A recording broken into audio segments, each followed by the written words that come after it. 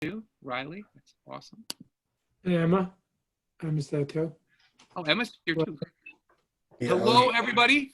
My name is Joe Palumbo. I am the principal at Pleasantville High School. It is August 11th, 7:15. We are meeting with the instruction and schedule reopening team for Pleasantville High School. Tonight, we'll be discussing the plan for our hybrid model. Curious to get some feedback from teachers. There's some students here, which is going to be great, and members of the community. The district team is currently working to finalize all of our plans, kind of fine tune the instructional pieces. So that's going to be a great conversation. What I'd like to do before we get started is just welcome some students. We have some students who've joined us this evening. Yeah, let's give them a round of applause. Thanks for signing on, guys. I'm gonna do the reaction. There you go. Hold on. Here we go. There you go. Round of applause. Good stuff. So I've already said hello to Mia. I also want to welcome Emma Selesnik is here. Hi, Emma. Hi. Good to see you. Emma, why don't you tell the group what grade are you in? I'm going into my junior year. Awesome. I can't believe that. You and Riley, I can't believe you're going to be junior. And Emma, what do you like the best about Pleasantville High School? I like a lot of things. I love the community and I love all the opportunities. Awesome. It's great. Thanks for coming tonight, Emma.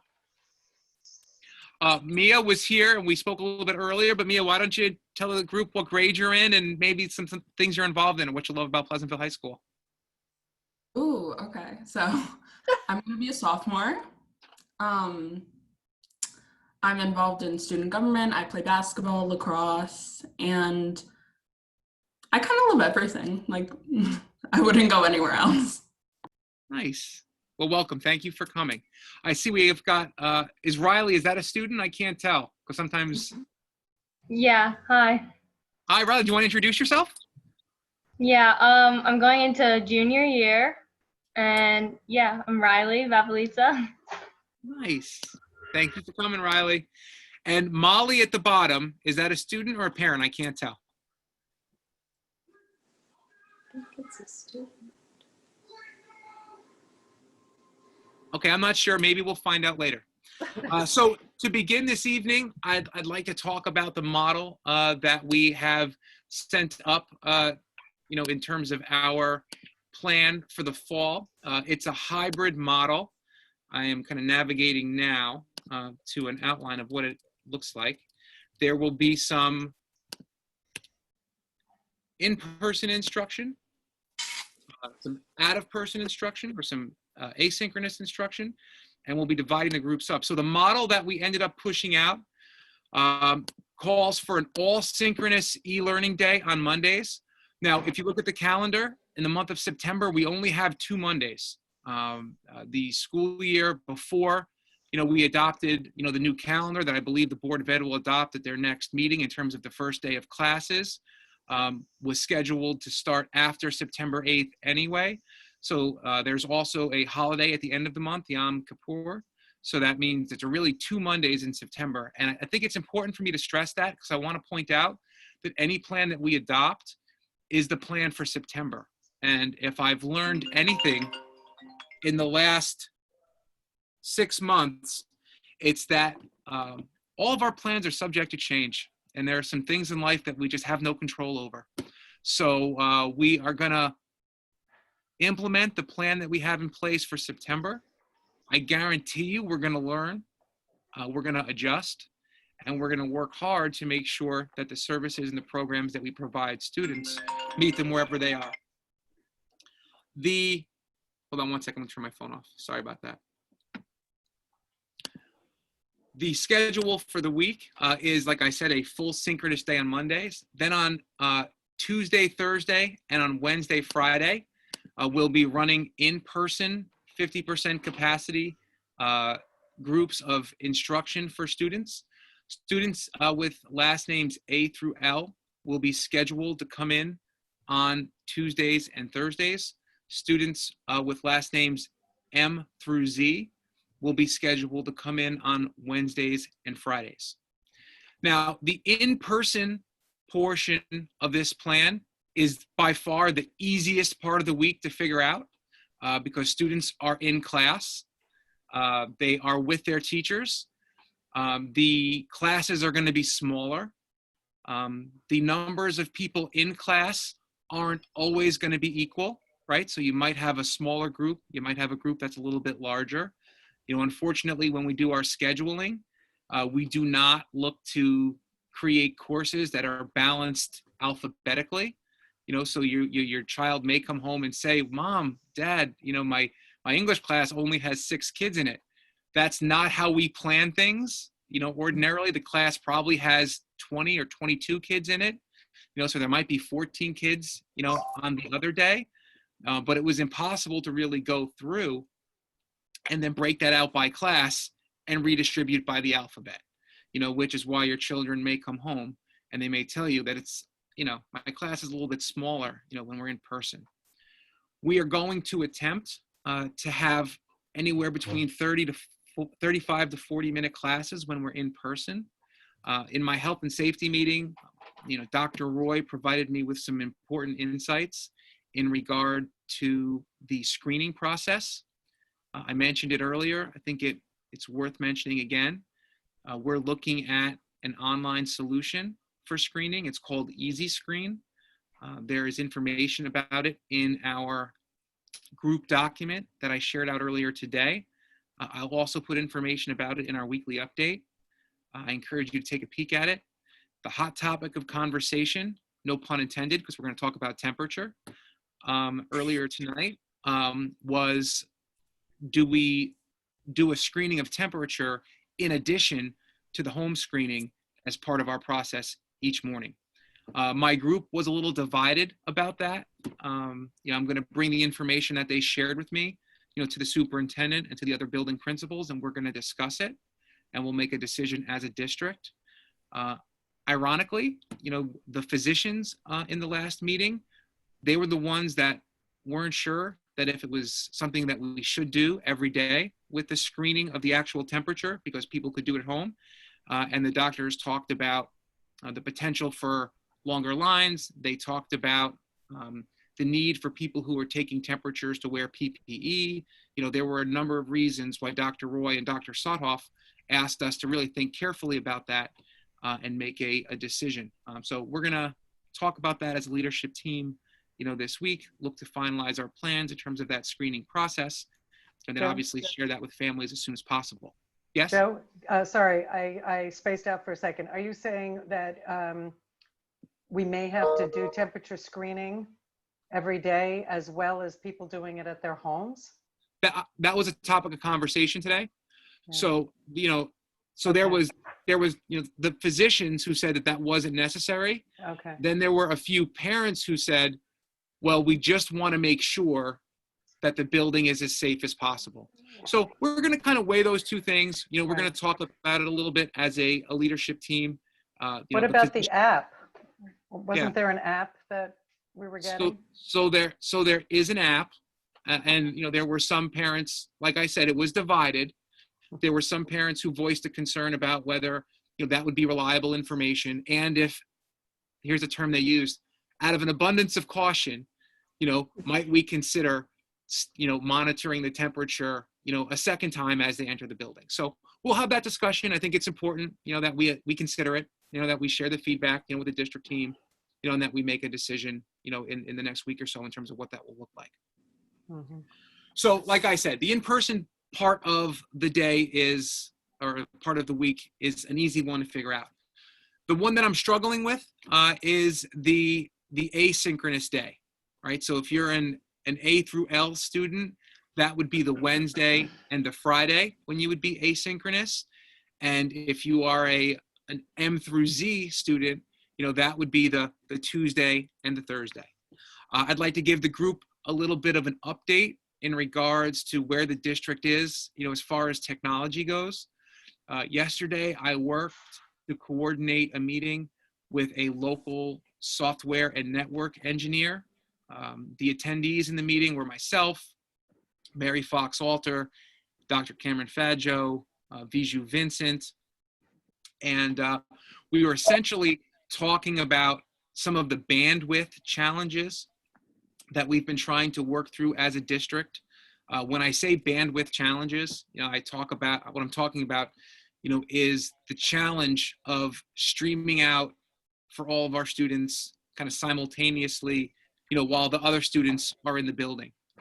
Based on what the IT folks in our districts have told me, we need some upgrades to do that.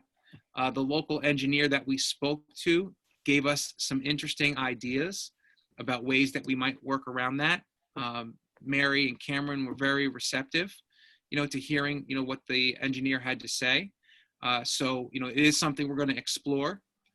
At the same time, I want to say that we've reached out to the LYRIC, that's the Lower Hudson Regional Information Center, and we have put in a work request to bolster our network at the high school.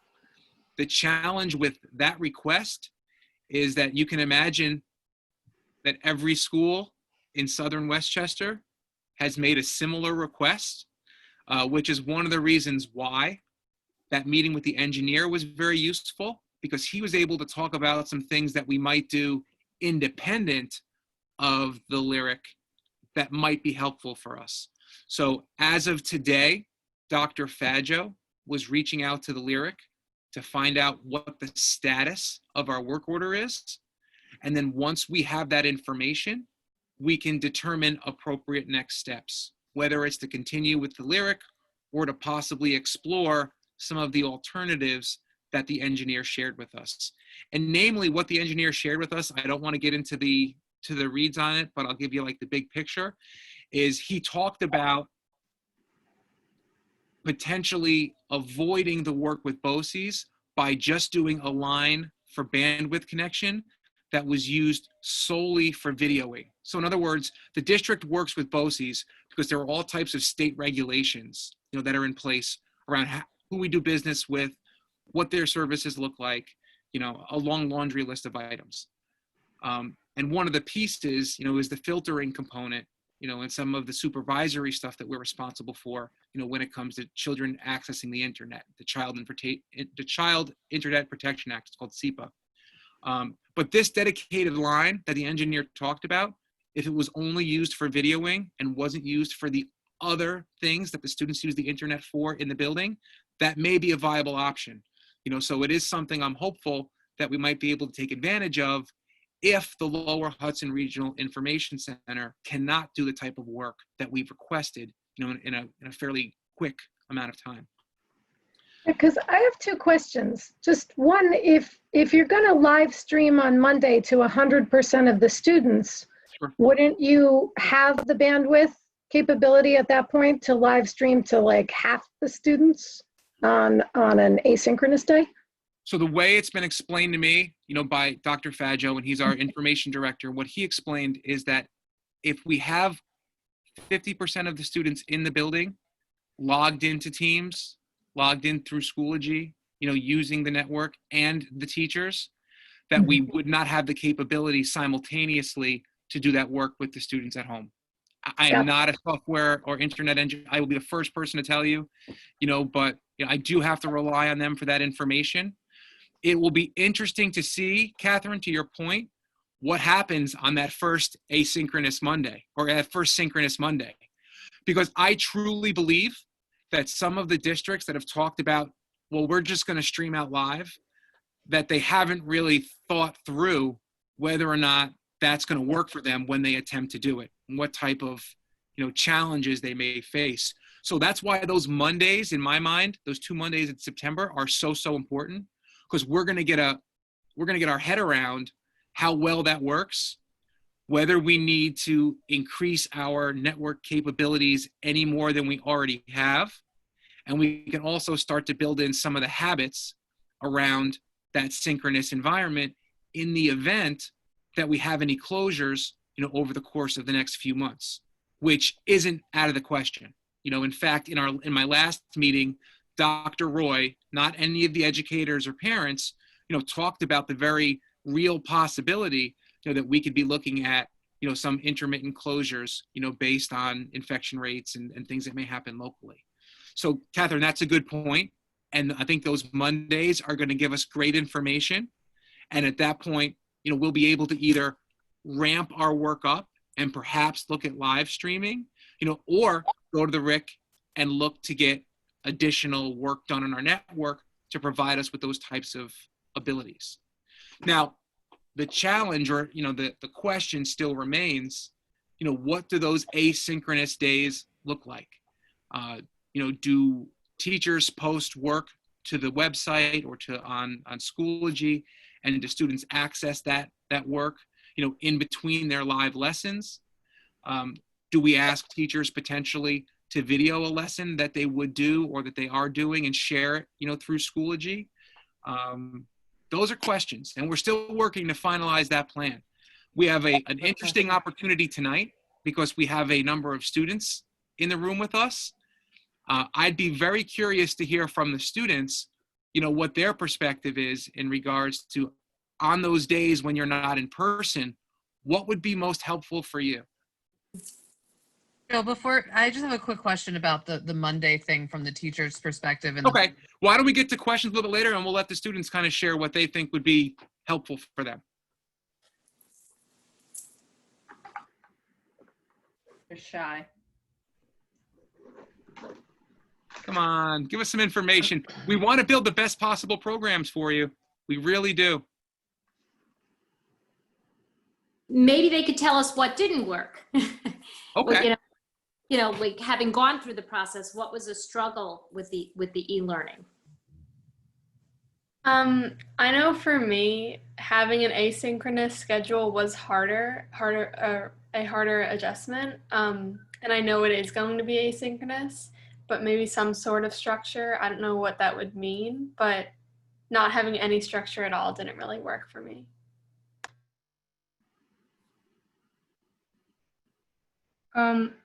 Hi. I think sometimes like videos and ed puzzles were good because then even when you're not seeing a teacher, you're still learning something else instead of like sheets or doing textbook work. So some form of interactive work? Yeah, and then sometimes videos were good too because it like taught you new things too. So then you didn't have to spend a day just reviewing. You could actually keep advancing. So I thought that was good. Mm. Were there any particular resources for videos that you found helpful? Were they videos that the teacher created, or was it content online? I thought videos teachers created were good, but also Ed Puzzle was really good because you answer questions while you do it. Oh, okay. Yeah, Ed Puzzle was great. Tom, does Ed Puzzle play well with Schoology? Yes, it does. I've already tested it. It works. I'm kind of curious from Tom or Ricky or Dr. Tedrow, or Dylan, is Ed Puzzle something that you guys used routinely during the spring, or what's your familiarity with that? Yes, a lot of people used it all year, even before we went out of school. I didn't use it in my e-learning, but that doesn't mean I wasn't not familiar with it. I just didn't want another thing for the kids to have to learn. Like I thought going through Microsoft Teams and the links, and I was trying to keep everything very simple. But if that was like a uniform thing that we gave like a technology, info session on, that they knew how to get to it and log, what's the access code. And I just didn't want to add another thing to their plate, but it doesn't mean I'm not familiar with it. Many of the teachers used it. And the kid, at least some of the students were familiar with it. And again, it's embedded in Schoology now, so it's easy to access from Schoology. Well, and that's a good point to make too, real quick, not to get too far off track, but we've done some work with Schoology over the last few weeks, and we did some introductory training before we left for the year. And, you're going to hear us talk about other tools that we're using, but the tools are embedded within Schoology, right? So you're not going to have to leave Schoology to go access a Teams meeting, or to use Ed Puzzle. Things will be in that one place, which is one of the things that we heard loud and clear from students and families, is that the kind of hunting and pecking all over the World Wide Web was something that wasn't helpful in the spring. Is that fair to say, students, that the kind of looking around for things was a challenge? Yeah. Yeah. Yeah, I would say so. No, I think what Emma said kind of really resonated in my experience as a parent with two children who weren't yet in high school, but in BRS and middle school. And on days where they had no structured lessons, where they had to be doing something at a specific time, they were kind of lost when they were given basically a very long laundry list of homework to do on their own. And regardless of what programs and whether it's videos from teachers or assignments on the internet or maybe small groups of kids assigned to work on projects together, having something that engages them during the school day on a similar schedule, I think is really vitally important to keep them feeling like they're in school and to keep them feeling, you know, tethered to the school day. Some of what's so important about school is them being with the other students and with the other teachers and engaged in learning at the same time. When you have kids, in my house, I got them up and had them go to school at the time they were supposed to be in school. I know that a lot of parents, a lot of my friends, and even I struggled with that because sometimes you get like, why do I have to get up? I can do it later. It doesn't matter. I don't have to be in the building. So something from the school itself, from the administration, from the teachers, that the kids on asynchronous days have to kind of do things during the school day. I know you can't enforce a schedule, but if you make a rule, an outline, a program, a paradigm, then parents can enforce it because it comes from you. Yeah. You know, if you set the bar, then, you know, then the kids, I have one kid anyway, where if you set the bar, he'll meet it. But if you set the bar way low, that's all he's going to do.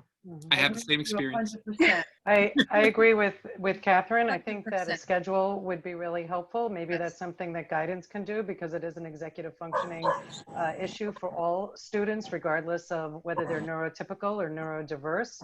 Scheduling, organization is a challenge, and having no structure, even the most organized is going to struggle. But I have another, so that might be something, but I have a question going back a couple of questions ago. So you're talking, Joe, about on the days that the kids are in school, they're going to be on their computers. So is that really the case? Is every single teacher going to have their lessons to all of their students in school on their computers?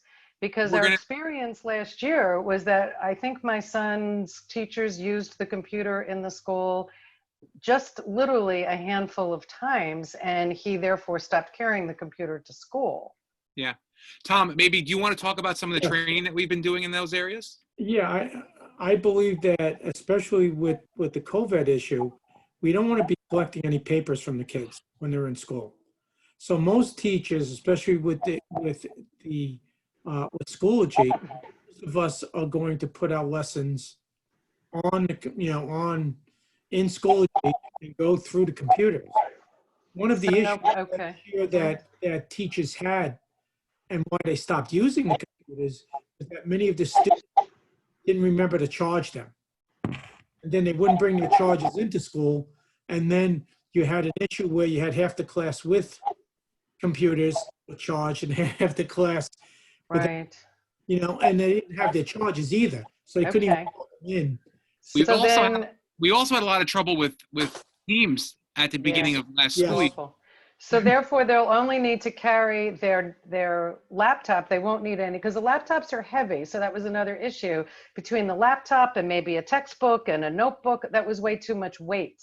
So that was another reason that we stopped having my son carry his laptop. So if you're only going to be working on the laptop, will you reduce the textbook and notebook requirement? Yeah, so we have kind of systematically across the content areas been making, and Ricky, I'm so sorry about the AP World History order.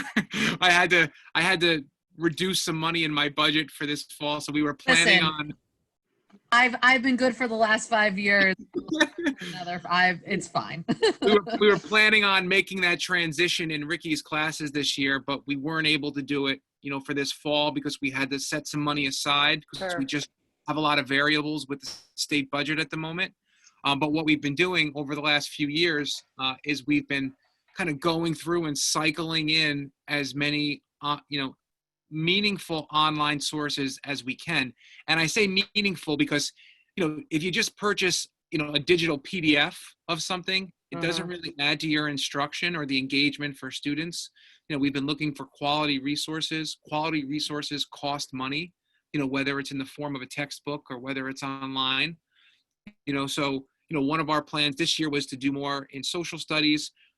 We are going to do it at some point in the year, but we didn't start out with it in the fall because as a result of the COVID health crisis, we have scaled back, some things, to start the school year, just to make sure that we have, everything that we need to purchase all the PPE to get the year started, do all that work. And, what Mr. Whipple did, he's the assistant superintendent, is he met with each one of the building principals. He looked at their school budget and he asked us to find some areas where we weren't necessarily cutting, but we were putting items on hold, for the moment. So that's something we've been working on. Ricky, you also had a question, I think, about the. I did, but I just wanted to add something to that, Ms. Persons. You said, the executive functioning with the computer and everything. I think from a student standpoint, going back and forth to school every other day, I actually think that the computer might be helpful because it keeps everything in one location. Right. I left it at school, I left it at home, but if we It's true.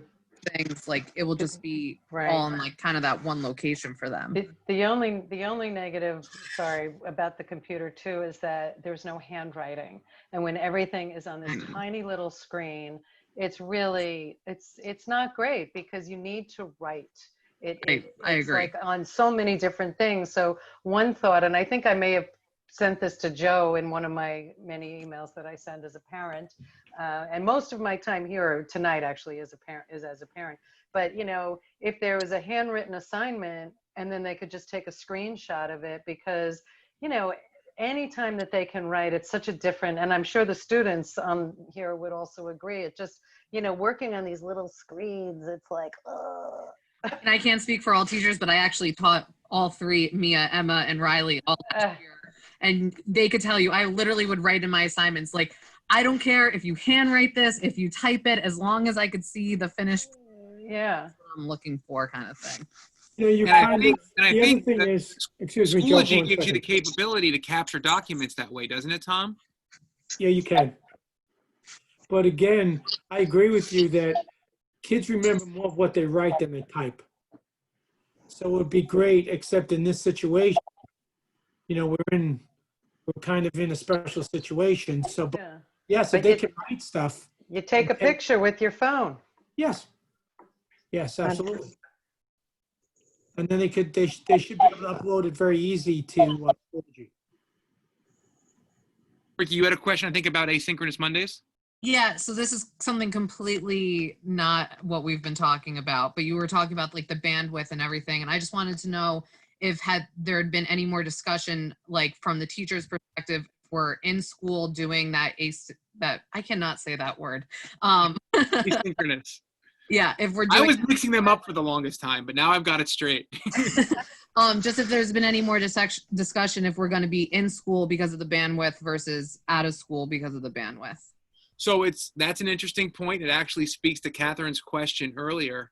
Catherine, before we put in our work order, one of the reasons why we were, interested in being so flexible with the teachers on our synchronous Mondays in terms of working in school or perhaps working at home, was that we weren't really sure if our system was going to be able to handle the load on the network on those days. So that's something that we're going to find out on our superintendent's conference days. Just today, we kind of worked to develop, not necessarily a finished plan for those days, but I've got a timeline that I'm going to share with the department chair people and teachers, this week, and we're going to look to build that out. I do know that when I've spoken with Mary, she hasn't put it in writing anywhere, but she has talked about a willingness to be flexible on those days with teachers so that they can work in the building, they can work outside of the building. They just need to get the work done, during the live periods, each period, for the students.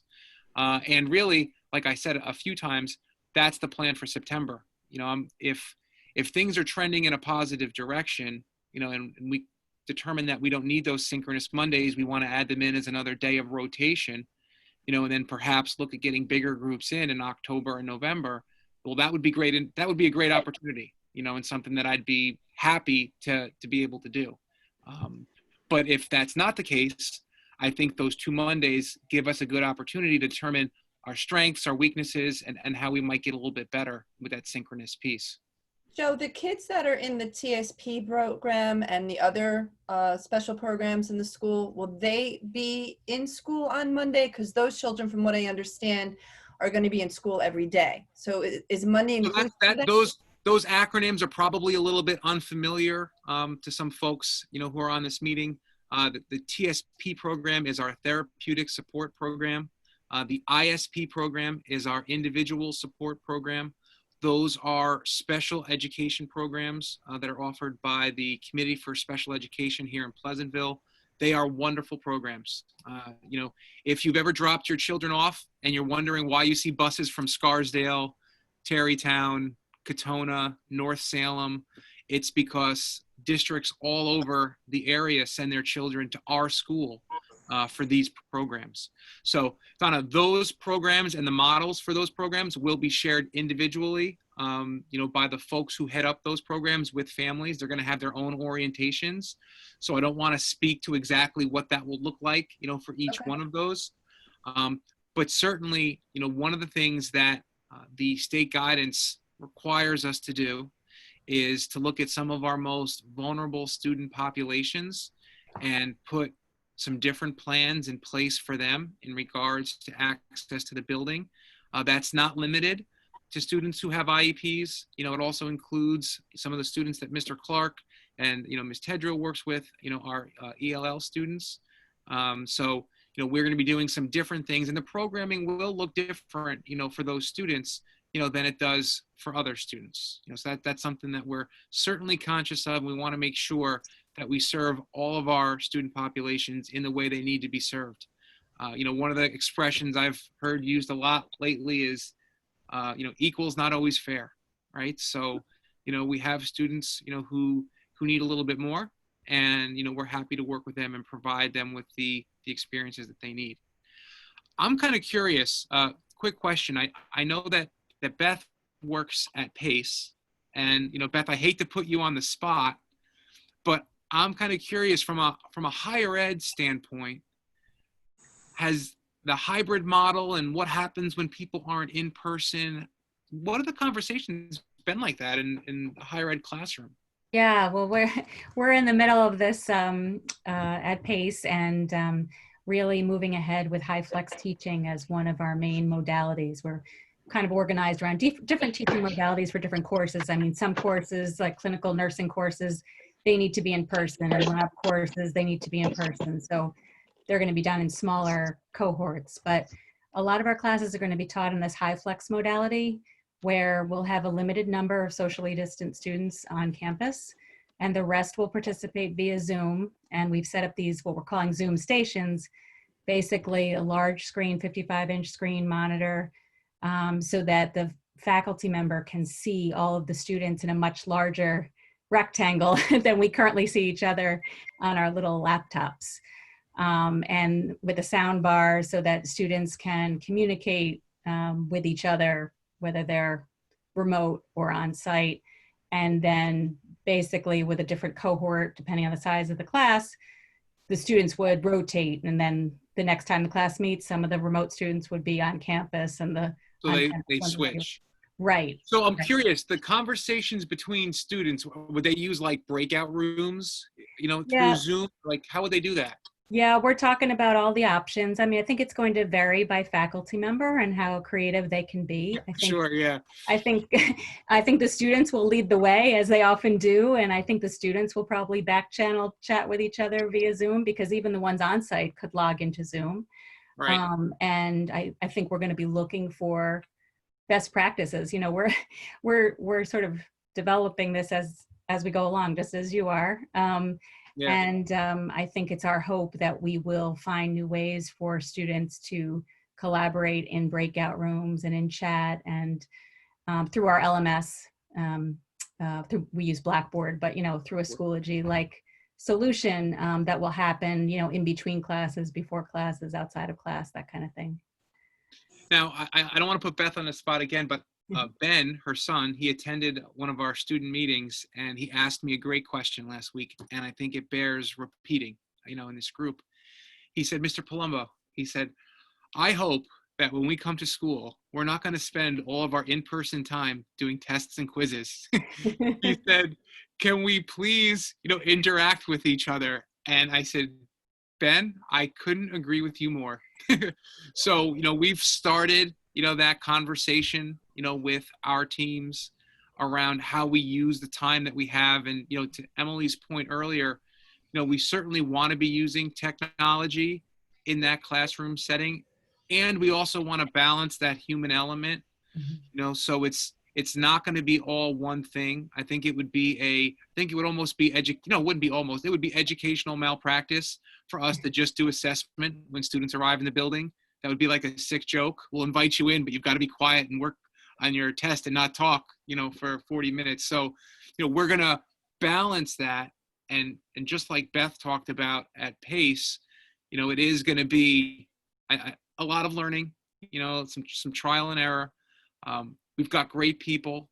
I can only speak, in the last few weeks about some of the showcases that I've attended, that our teachers have presented at, where they're using the Schoology tool. Then they're going to be working, with members of their department as trainers. And I think the possibilities are great. And, I can say honestly, I've been involved in a number of tech initiatives in 3 different districts now. I feel like we're taking better steps here than in any place that I've worked in to create the opportunity for teacher leadership, ongoing professional development, and opportunities, for staff to really explore tools. And the nice thing is it's based on feedback, from students, from parents, and from teachers. So, the tool that we're using, I think it's going to be very valuable. I think Schoology is going to work to streamline, our efforts. And now that piece that we still have to figure out is how we hit the mark on those asynchronous days, for our students, so that, the connection that we want to create, back to Catherine's comments, based on thoughts that were shared by our students, are there. So that gives us some serious thinking to do and some design work. I know for my boys, they like when they have like a project to do with a couple of friends, a couple of kids, even if they're not friends actually. So maybe on those days they're not in school, if they had a project with 4 kids, they can do it via Zoom. Some kids could do it socially distanced in someone's backyard, but at least it gives them a connection with some other students. And I know both of my boys really, I think in the spring, they had a couple of courses that had projects, and it just made them not feel so alone, and they could do them.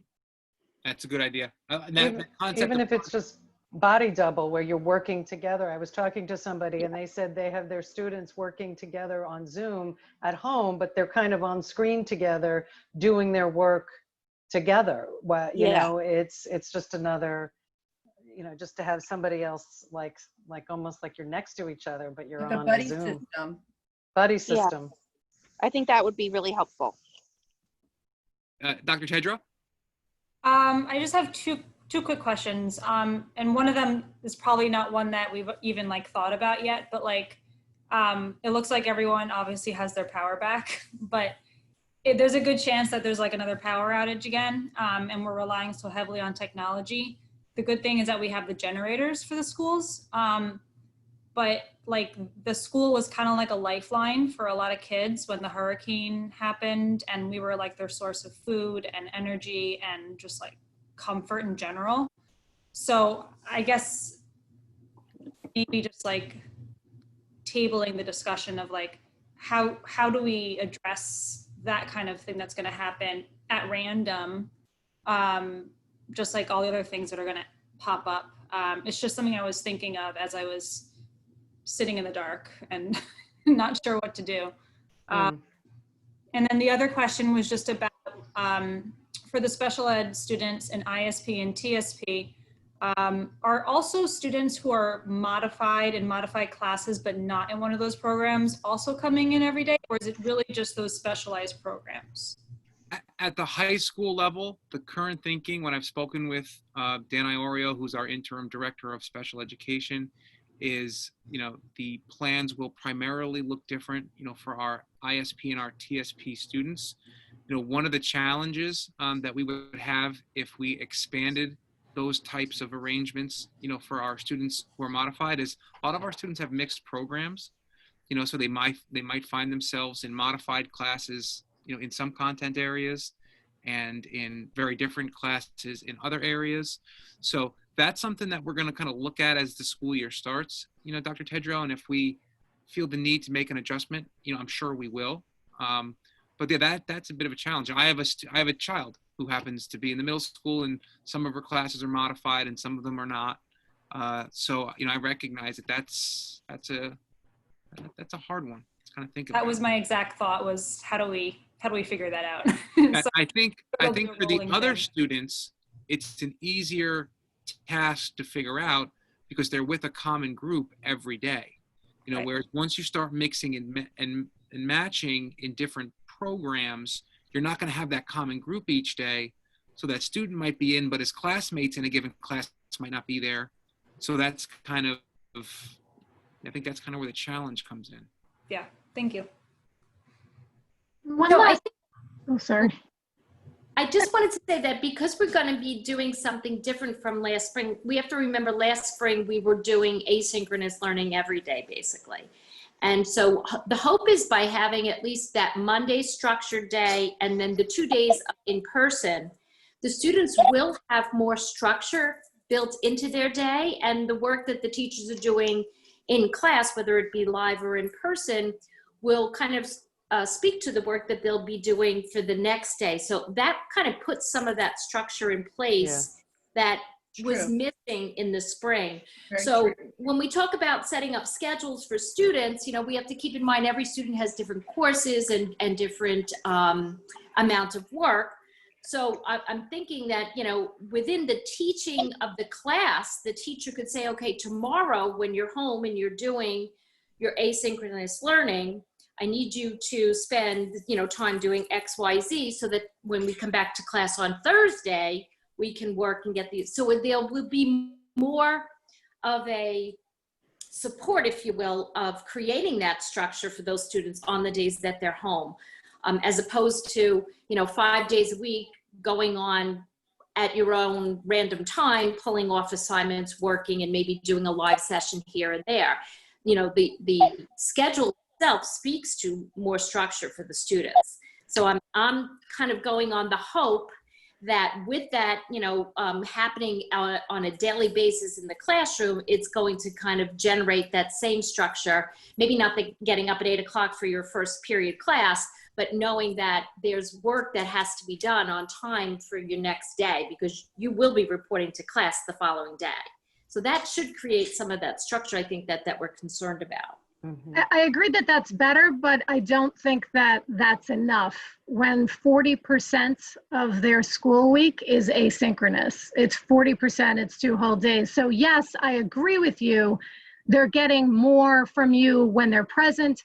They're getting, that feedback when they're present, but when they're home, they need more structure than just you saying this is going to be due the next day or back at school. Right, so they need some system where they're checking in.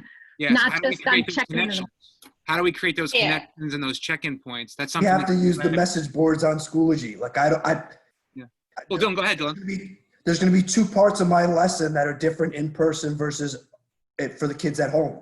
Me modeling and me answering questions at the beginning of the lesson about what happened the day before. Everything else is going to be doable since we're not doing paper from home. So it's going to be much the bigger thing is there's going to be culpability to produce something every day. And as a result, you cannot just, you have to wake up. We can't have this waking up at 10 and 11 o'clock and not being in sync with the school day. That stuff has to go. And I'm interested with the kids here. Last year at the high school, we tried to pilot an assessment schedule. How did that work? Do we think it's only going to be 4 days a week because the Monday is going to be all at home? I think that's a big thing because when it boils down to it, it comes down to production of individual production that yields a grade. And that is where a lot of the differences come about.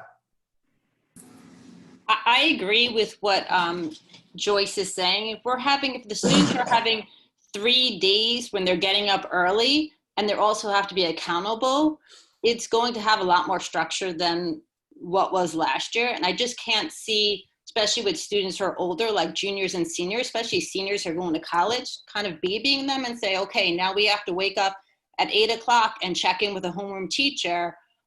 There's also the accountability on their part. Yeah, but the accountability needs to be set by the school, because normally by law, those seniors would have to get up and show up at your building on time, or they would be marked absent, they would be reported, their parents would get a call. That's the whole thing. They'll get their work done. It's all about, will they get the work done? Does it matter if they get their work done from 8 to 3, or if they're getting it done 9 to 4 or 10 to 5? I mean, if they're getting their work done, that's what's important. Yeah, I agree with you. And that's why so many students, I mean, Emma, I hear you that the lack of structure was tough for you, but there were many students, and I know Mr. Palumbo has those results. There were so many students where they're later in the day people, they got all their work done, but they just did it. Look, Mia's shaking her head. Yeah, that was probably me. They were doing their work later. In the reopen plan, it may have been the middle school where it said something about work having to be handed in by 4, and I was curious what the flexibility is, and that's probably by teacher, because I know that my son's teachers last year were very flexible. It's like, oh, as long as you get it in by 10 o'clock tonight, I'm good. Well, and that's one of the big challenges. The teachers on this call can attest that my high school students would be texting them from 3 o'clock on, and then working with the teachers. So their day was like starting at 8 a.m. and it was extending past 5 p.m. because they were connected in different ways that they had never really been connected with their students before, based on the brain science. I mean, if we were to knock it all down and start again, I don't think there's anybody who would say, hey, let's start the high school before 9 a.m. But at the same time, that's not what we're doing in this scenario. We're not, reimagining public education, entirely, primarily because we're still regulated by the state, which is one of the interesting things. Governor Cuomo talks about reimagining, teaching and learning, but they haven't changed any of the regulations. So I don't know how you reimagine an institution and still hold them accountable for all the old things that we're held accountable for and measure your outputs in all the same ways. Right. So let's not talk about Cuomo. And that's kind of what I was going to bring up, like with the whole, kids doing the learning at their own time. From the teacher's perspective, I mean, Joe, you kind of hit it head on. There were many times where it was 9 o'clock at night, and we're sitting here answering emails, and it really did seem like the workday never ended because kids were just doing the work at all hours of the day. And Mia, you produce great work, so it's fine for you. But, having maybe somewhat of a structure, like, will you really get that teacher feedback if it's past a certain hour of the day? If you decide you are a 10 to 5er instead of an 8 to 3, or you know what I mean? But just like kind of keeping that in mind, because right. Office hours are definitely a must. I mean, it's one thing when a student is doing their work independently and submitting it, but of course, you cannot be expected as Beth, as a college professor, she's not accessible to her students all the time. So that definitely you would all have to say, okay, students, I am available this time. If you're going to need my help, this is the time. I don't think there's anything wrong with that. But just you also might keeping in mind, like half the kids are going to be in the building, for sure, answer questions, at 10 o'clock, because the kids are going to actually be in our, the other half. Sure. And Joe, do you think that there needs to be a consistent decision as far as you're concerned, hearing all the input, on whether the kids will be allowed to submit the work before midnight on a given day, or by the end of a school day, normal school day, 4 o'clock or 3? You know what I'm saying? So what I would do, I mean, I try, I mean, we hire folks who have certificates from the state of New York. They're professionals. Like, I would not start getting into with the teachers, when students, I can't get into deadlines for assignments and managing that for each teacher, because I find that whenever I put a policy in place to solve one problem, guess what I do? Create another one. I create one that I wasn't even thinking about. And then when it goes wrong, you know what the typical line is? Well, Joe told me to do this. Like, I can tell you that that's what happens, every time. So I would really rely on the teachers who are working with their students, who know them individually, to put, guidelines in place. And also, I mean, we're teaching and living through a pandemic right now, right? So, I have bad stuff going on in my family. I assume that, many students and families are going to have things that are very unfortunate happening in their family, traumas that we won't know about, right? So my guiding principle to, my teachers that I work with is going to be, look, do no harm, try to help, be flexible. It's important that we're here for each other. Do we want to hold kids accountable and teach them important life lessons? We do. And I also think that an important life lesson is that you try not to do harm, right? And that you look to help people. So, I think, Donna, back to your point, I'm going to talk to teachers about that, and the members of the faculty will tell you that even pre-COVID, these are the types of things, like the human element, that I speak with teachers about, in terms of, being flexible, creating relationships, getting to know students. I highly doubt, for my teachers here, any student's going to remember a lesson that you implement on September, 14th, all right, 20 years from now, but they will remember how you made them feel, right? So that's an important thing to think about, when we do any of this work. Right. Really is. Joe, if I could just add something to that, because I was thinking about that as you were saying it. A lot of, in my opinion, the way that the spring went was pretty much based on how September to February went, because the relationship that you have with kids will dictate what happens when you go online. And I found that when you have really great connections with kids and they know that they can come to you, they're more likely to say, I'm having trouble, I'm doing, can you please help me? And that's what we're here for. Like, I know I'm supposed to be teaching them English, but I'm also here for them. And the more that they have that connection, the more likely they are going to be able to talk to us if they're having trouble online, and the more motivated they will be to go to class online and to do all their work. So I just want parents to know that, like, rest assured, besides COVID, we are very flexible, but we also give them standards to go to, and we also help them when they're struggling and when they're not meeting expectations, because there's a reason why they're not meeting expectations, and that needs to be looked into. And that usually happens when you ask them and you're talking with them and everything. So it's sometimes it's not like a zero tolerance. Like, a zero tolerance system doesn't work, in my opinion, for like many things in schools. And also, you can't be so loosey-goosey that there's no structure and the kids are waking up at 1 p.m. I had one student who asked if I can meet him on Teams at 6 p.m. because he wakes up at 4. I was like, it's a little late for me at that point. Come on, Dr. Tedrow. I know, I actually still went to it because I felt bad. I was like, fine.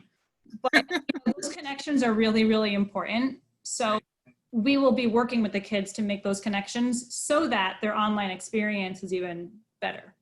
And that speaks to some of the work that we're doing in the wellness team around looking at an advisory model, and that was something that we were talking about before the health crisis took place. We heard from the students, last year that they were interested in, small group conversations facilitated by their teachers, focusing on a variety of topics, so that's something that we're certainly looking at. We're at about an hour. I would like to, before we, kind of close and wrap things up, ask the students, one more time, if there's anything you'd like to share with us. Are there any ideas, suggestions, has anything that we said resonated with you tonight? Is there anything that you're thinking about? What can we do to make this experience a positive one for you? Going along like the deadlines things, all of my teachers were very flexible. They said for most of the time that 12 p.m. or a.m., like midnight, was a good deadline, which I agreed with, because I knew friends that woke up at 7 o'clock and did their work, and some that did it right before the deadline. And it was just really, really helpful to give us space to do our thing. I agree with Mia. I think the 12 p.m. Or 12 a.m. Deadline was good. I think some teachers didn't tell us the deadline, so that was hard, or they would let us know only a few hours beforehand. So that was hard to keep track of. Mm-hmm.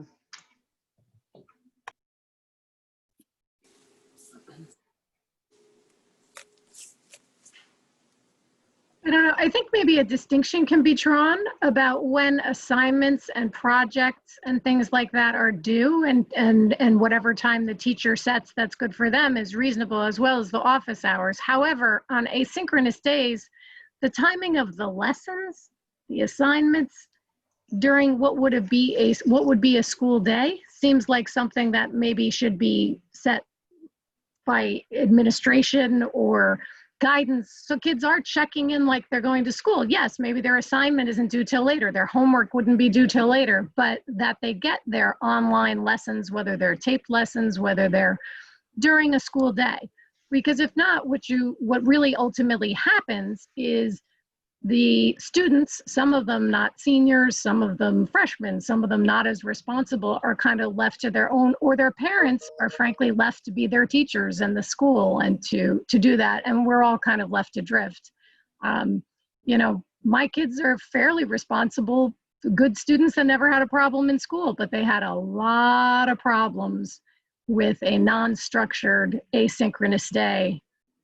Some classes. That's the trick. How do we build in those check-ins in that structure? That's something that I've got to kind of think about.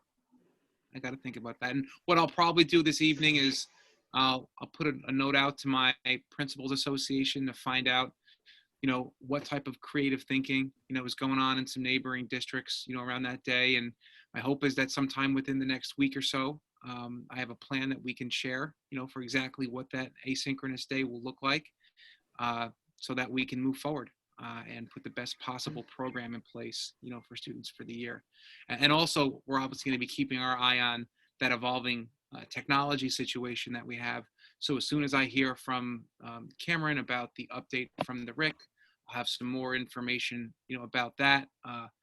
The two devices that we looked at for recording in the classroom, one's a Logitech device and one it's called a Ladybug device. So there's some opportunities there. And I do have some teachers who have said to me, Joe, I want to be streaming out, right? So, there are some classrooms where we may be piloting that, quickly, because we can get one or two quick. Getting them in mass, for the whole building, is a different challenge. And I anticipate there's going to be lots of interesting twists and turns as the school year starts. There are always twists and turns on a non-COVID year. And I have a feeling that, we're going to have even more this year. And what makes me feel, confident is the type of buy-in that I've had from students, parents, community members. I'm confident that we can work together and that our outcomes for students will be positive. So I want to thank everybody for coming this evening. So I have one more question. Sorry, Yeah? I have one more question from the reopen plan.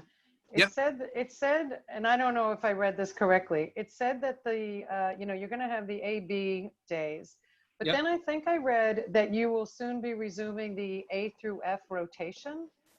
Oh, so what I'm doing now is I'm working with my my science department chair and a few other folks in the building to come up with a plan for the rotation. And the reason why we don't have a firm one yet is we don't have the complete guidance around what the state is going to do with lab minutes. And our rotation most directly impacts science labs. So instead of putting a rotation out there right out of the gate, that might create a problem for us as far as our lab minutes goes. We've kind of taken a slow approach that way, so that whatever rotation we put in place allows us to meet the lab requirements that are set forth by the state. Now, the frustrating thing about that is the lab requirements that are articulated by the state in September may be different in January, and then again may be different in June.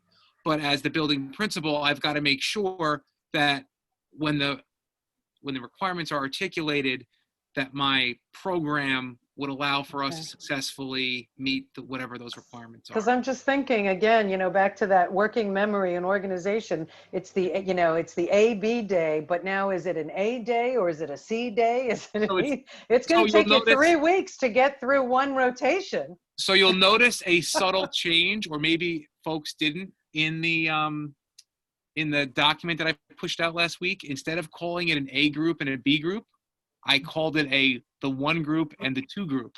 Okay. And the reason I called it the 1 group and the 2 group For the is rotation. because I was thinking, oh my gosh, if I call it an A group and a B group, and then I start talking about an A day, a B day, a C day, a D day, Nobody's I'm going to gonna know. completely lose people. Okay. So that was a Play small groups. change that I made that I did purposely, as we are working now to determine what that rotation will look like. And I think, gonna be Emily, what so- probably makes the most sense, and I've got a few models that we're looking at, is either looking at a day as being like an ACE day or a BDF day.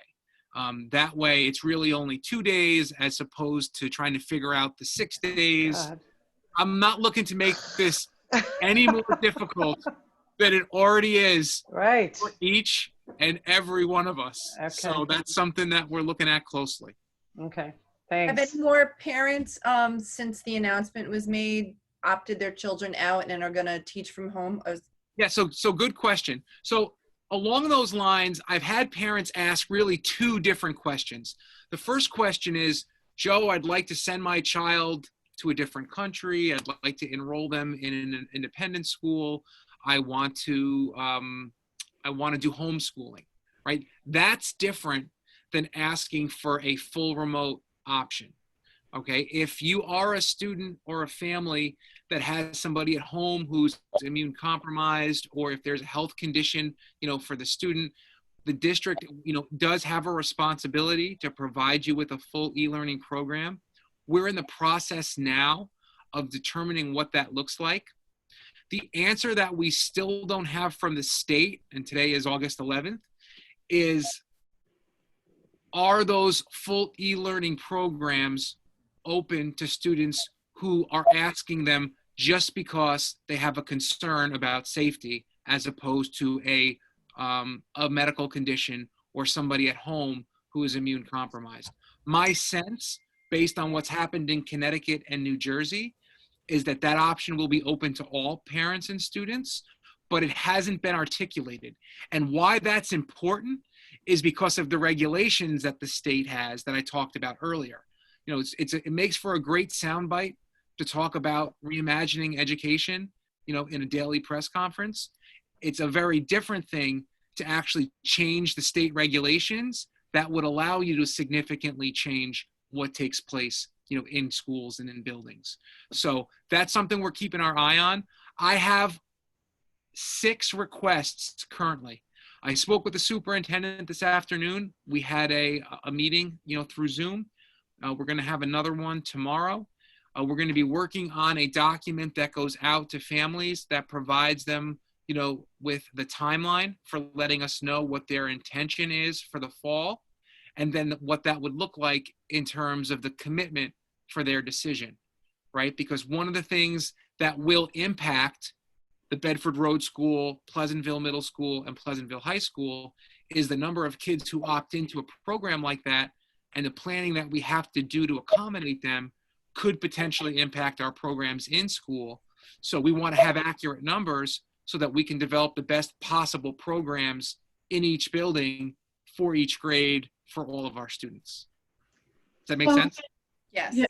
Has the state said if they're going to require you to give live streaming education to those kids, like as a No. full, fair, equal education? Yeah. Or they No. haven't said either way?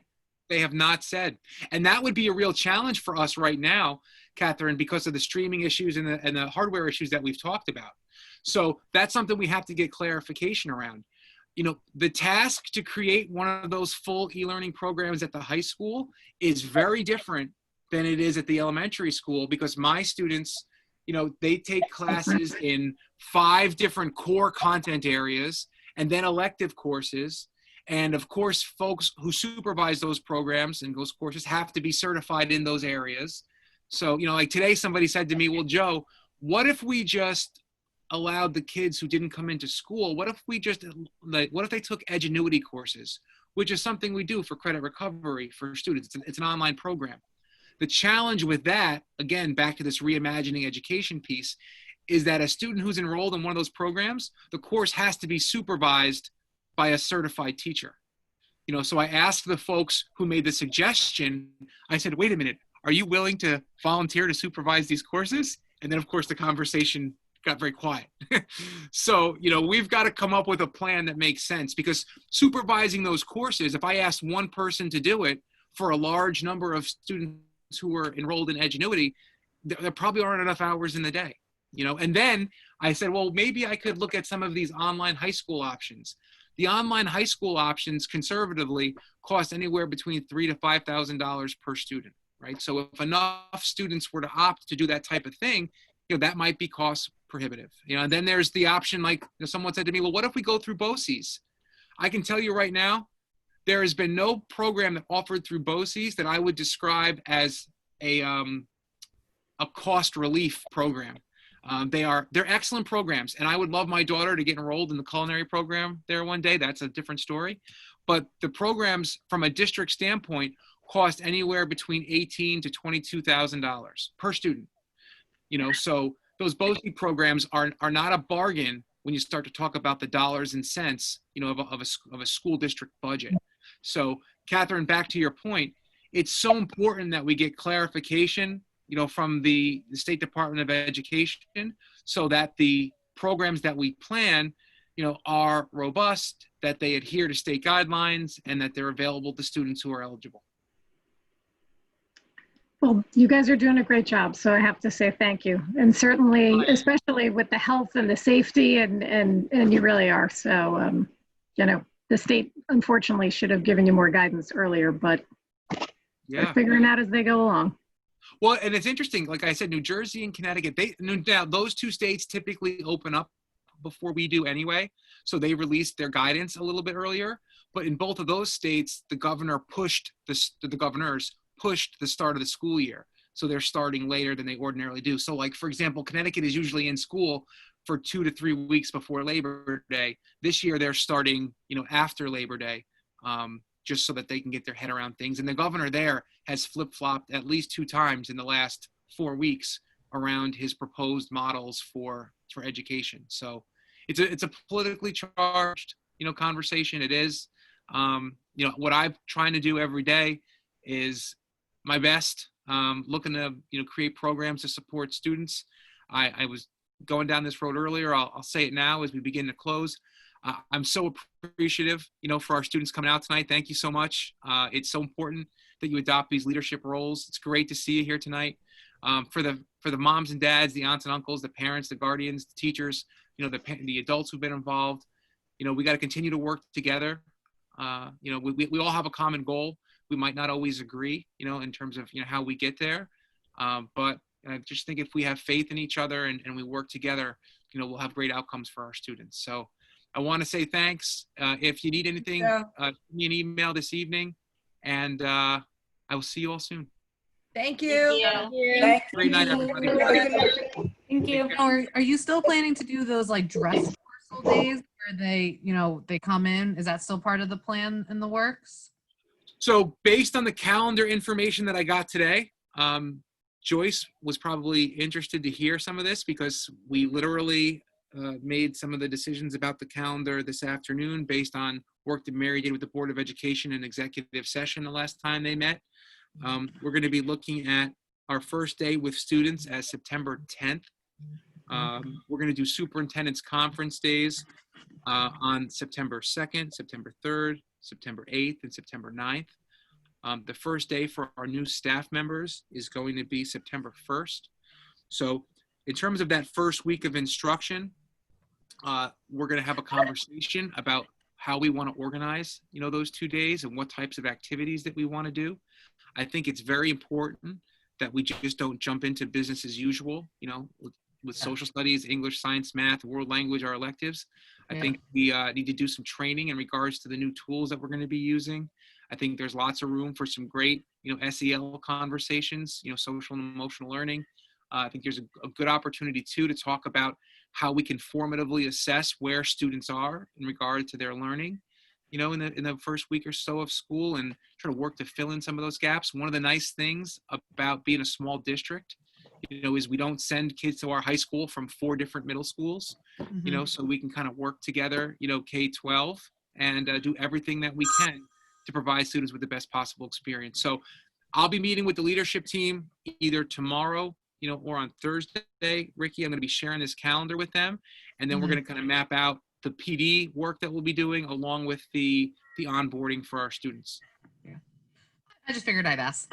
No, that's good. Good questions. All right. Well, take care, everybody. I'm going to sign off. Thanks. It's Taco Thank you. Tuesday, right? Is that tonight? So we're Hey, gonna Taco have. Tuesday. So we went to Taco Street in Chappaqua. That place is great. Check it out if you haven't been there. In the basement. Yeah, in the basement. I know. And if Penny goes to that culinary school, I'm sure she'll have a lot of good, test tasters. Oh, I'm going in business with her when she opens up her restaurant. I've already told her that's my retirement plan. Perfect. Perfect. Bye, Joe. Take care, everybody. I'm gonna be host. I'm just gonna see people. She can cook. Take care, everybody. Bye.